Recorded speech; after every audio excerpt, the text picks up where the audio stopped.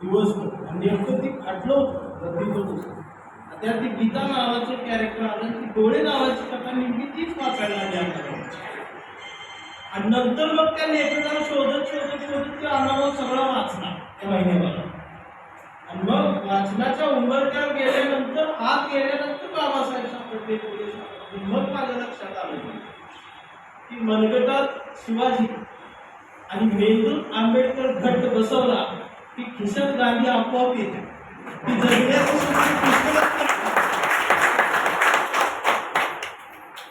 आणि बघा सरांचं एक वाक्य असेल सर्व सगळ्यांचं मंगल हो असं तुम्ही म्हणता. पण मला त्याच्याही पुढे जाऊन असं वाटतं की आमचा कार्यकर्ता एवढा मोठा झाला पाहिजे की कधी कधी बातमी पेपरला आली पाहिजे, 80,000 करोड नोटींचा घोटाळा, कांबळे अटक, ईडीची इन्कम टॅक्सची धाड आमच्याही घरावर पडली पाहिजे. एवढं आम्ही मोठं झालं पाहिजे. नाहीतरी जयंतीच्या वर्गाने 200-300 घोटाळा करणं ही काय आम्हाला परवडत नाही, शोभत नाही. आम्ही तर एवढं इकडं कसं आलं, लग्न झालं सर, वाचमी नव्हतं. माझं एक स्वप्न होतं, माझी कविता पेपरला छापून घ्यावी, एवढंच एक स्वप्न. रविवारी सकाळ पेपरला 17 कविता यायची, माझी कविता एक दिवस यावी, एवढं एकच स्वप्न घेऊन कविता लिहिली. आणि प्रत्येक आठवड्यात कविता लिहून पाठवत होतो. आणि रविवारी पेपर घेऊन वाचत होतो, माझी कविता छापून यायची. आणि ज्या कविता छापून यायच्या त्या वाचण्यावर माझं लक्ष द्यायचं. या सगळ्यांच्या पेक्षा माझी कविता चांगली आहे, पण माझी येत नाही, यांची कशी येते. आणि मग एक कार्यकर्ता भेटला, त्याला मी सांगितलं माझं मी तुला. तो म्हणाला तुझी कविता कधीच छापून येणार नाही. म्हटलं का? म्हटलं तुझं आडनाव चंदनशिव आहे. मग मी गंमत अशी केली की कविता तीच, खालचं आडनाव बदललं. मी चंदनशिव खोडलं आणि नितीन कुलकर्णी केली, ती नाव जास्त होती. आणि मी कविता पाठवून दिली, नुसती दिली तर दिली, ते छापून आली पहिल्या पेज. आणि मोबाईल नंबर सुद्धा मला फोन यायला लागले, कुठे राहता, काय करता, इतकं सुंदर लिहिता, या एका परिषदेला आपण सगळं. मला प्रश्न पडला की एवढे दिवस आम्ही पाकिट उघडलंच नव्हतं. माझी गमत अशी झाली की मला कोणाला सांगता येईल ना ही कविता माझी आहे, कारण नाव बदललंय. बरं मीच नितीन कुलकर्णी असे सांगू शकत नाही, कारण एवढा काळा कुलकर्णी माझ्या पाहण्या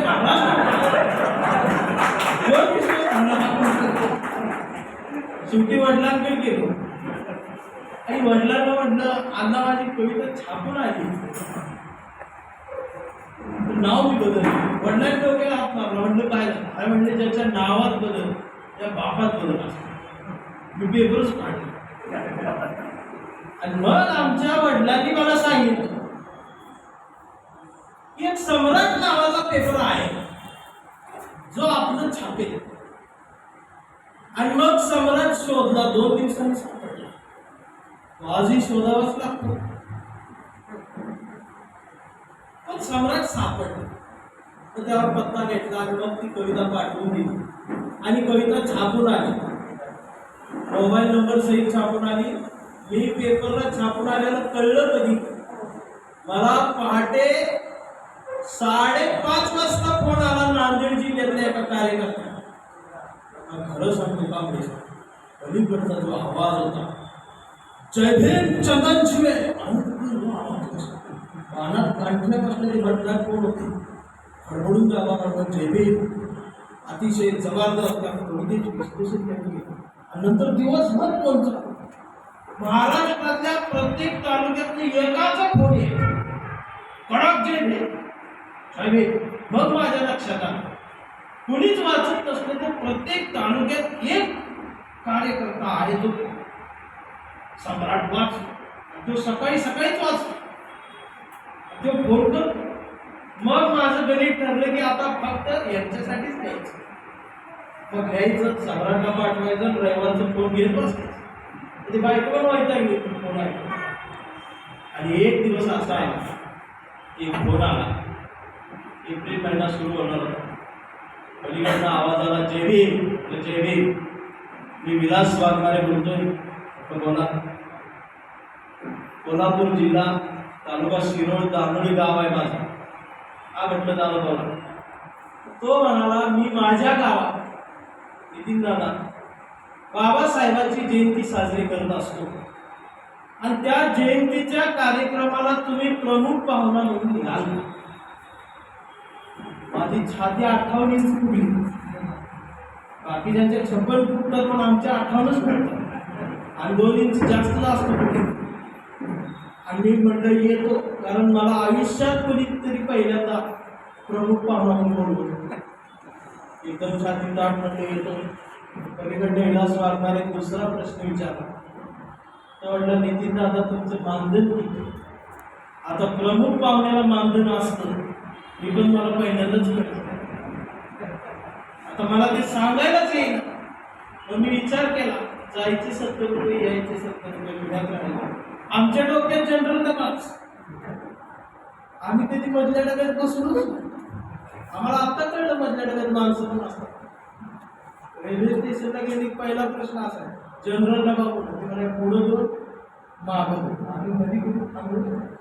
जायचे 70, यायचे 70, दिवसाचे हजार. किमान एक 500 रुपये मागणी मला द्यावं या अपेक्षेने मी 500 असं म्हणणार. तेवढ्यात विलास वाघमारे म्हणतात मी जास्तीत जास्त म्हणतात तुम्हाला 3000 रुपये देऊ शकतो. त्याच्यामुळे 1 रुपया दिवस उभी राहिली. म्हणजे 3000 माझ्यासाठी ते नाही होतं. मी म्हटलं येतो. तो म्हणाला खरंच 3000 द्या. हा म्हटले तू काय झालं? अहो म्हटले तुम्ही पहिलाच बघताय 3000 होय म्हटलं. म्हणलं कसं काय? म्हणले बाकीचे 30-40,000 राहिला लॉस राहिला आपल्याला गाडी मागतात. तुम्ही पहिलेच आहे म्हटले तुम्ही 3000. नंतर मी म्हटलं किती तरी द्या. असे जायचं का? नाही म्हटलं पहिला गाव जाऊ दे. आता नंतर आपण 30च्या आत बोलायचं. आणि फोन ठेवला तर बायको जवळ येऊन टाकली. तिनं असा फोन कधी ऐकला? ती माझ्याकडे एकटं बघायला लागली. मी म्हटलं मला प्रमुख पाहुणा म्हणून बोलवले बाबासाहेबांच्या जयंती. तिने माझ्या खाल्ल्यावर असं केलं. आणि तुम्हाला मला नुसतं बोलवलं नाही तर मला 3000 रुपये मानधन आहे. 3000 मानधन आहे म्हटल्यावर तिला दोन्ही कानावर हात ठेवले आणि मला म्हणजे खरंच मिळणार आहे. ते 100% तिचं वाक्य होतं. ती म्हणते खरंच जर चंदनचे 3000 मिळणार असतील तर या महिन्यात मिक्सर घे. सगळं दिसत. मी म्हटलं एक्स्ट्रा येणार आहे पगार सुटून घेऊ. माझं काही जाब नाही. 2 दिवसात राहिलेले पैसे मिक्सर घेऊ. पण ती जरा जास्त शिकलेली असल्यामुळे तिला माहीत होतं भाषण वगैरे पाठ करायचं. तिने माझ्या कविता काय काय एवढं लिहून असं भाषण लिहून दिलं. तर तिनं भाषण सुद्धा असं लिहिलं की चांगल्या चांगल्या वाक्याला पुढे पावसात टाळ्या असं लिहिलं. आणि मग मी रात्रभर ती भाषण पाठ करतो. ती बसायची ती टाळ्या सहित पाठ करतो. लोक बाजूची यायची बघायची याला काय झाले बघायची. आणि मला रोज रात्री झोपल्यावर सोपं पडायचं. मी उतरलो जयंती बाबासाहेबांची अशी गर्दी फटाकड्या वाजताय. कार्यकर्ते मला न्यायला आले. ते असा हात हलवत स्टेजवर चाललो. खरंच झोपत हात असा हलायचा. बायको म्हणायची थांबा आलो.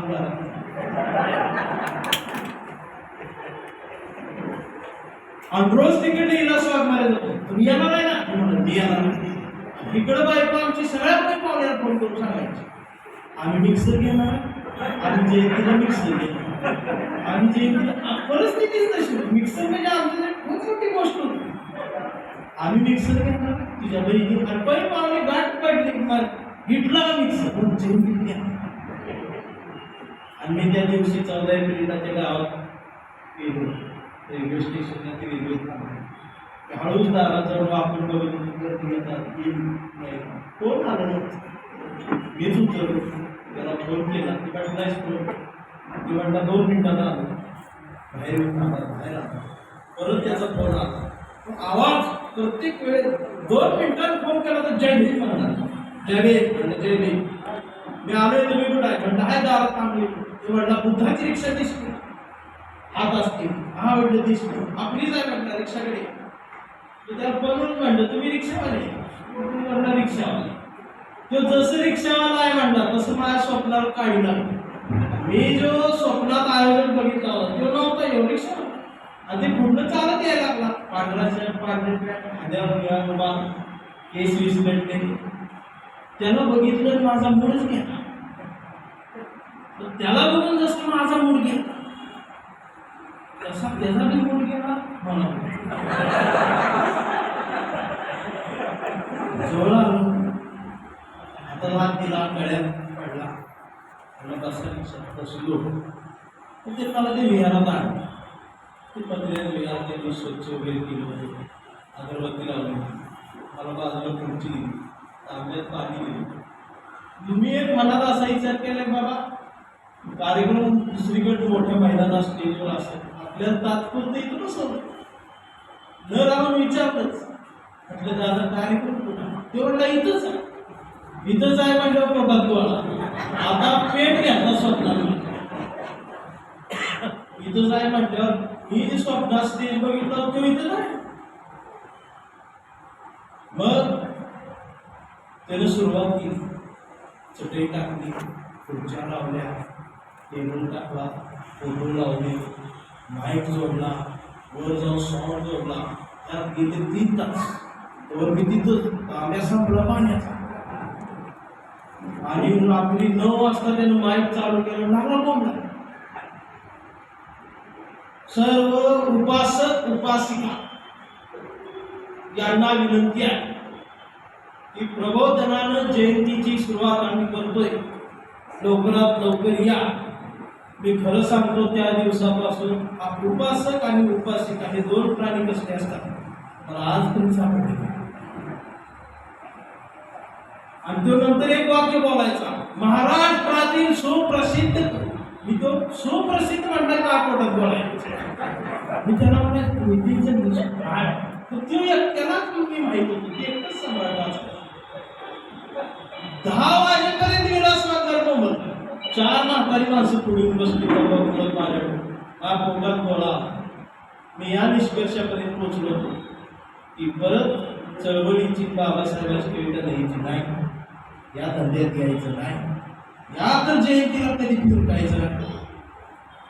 आता आलंच भाषण पाठ आहे, तेवढं भाषण म्हणायचं, कोण किती बी असली टाळ्या सकट म्हणायचं, 3000 रुपये घ्यायचं, घरला जायचं, बायकोला मिक्सर घेऊन द्यायचा, विषय संपला. परत असली कविता लिहायची नाही. एवढा पक्का विचार करून बसलो. आणि न गेला स्वागत म्हटला तुम्ही बसा, मी मानसिक गोळा करून मागतो. ते जायला निघाला. मी त्याचा हात धरला, म्हटलं मला कुणाची वर टाकून मी बी येतो म्हटलं. आम्ही गल्लीत बसलो, कोण लुंगी लावून आणला, कोण किरीवर केली. असं करून करून करून आम्ही 70-80 माणसं ते विहारात आणली, बसवली. ती बशी बसली तशी दासपान तिकडं दार लावून असो. आणि मी बी सुरू केलं. ही बी सगळी गपच ऐकून नशीब त्या बायकोनं 9 टाळ्या घेऊन मी ते टाळ्या म्हणजे ती वाजवायची. बरोबर 1 तासात भाषण संपलं आणि लोक गेली. रात्री 11:30-12 वाजतात. आणि मग विलासवाद आणि थांबा ते आभार मानतो. म्हणजे गेली सगळे राहून द्या ते ऐकतात. आणि त्याने सगळ्यांची नावं घेतली. अर्धा तास ते नाव घेत होता गावाच्या प्रत्येकाचं. मग माझ्या लक्षात आलं चळवळीत काय गं होईल, आपण नाव घेतलं पाहिजे, नाव हे महत्वाचं. बाबासाहेबांचं नाव नाही घेतलं तरी चालतं, पण त्याचं नाव घेतलं. एवढी सगळ्यांची नावं घेऊन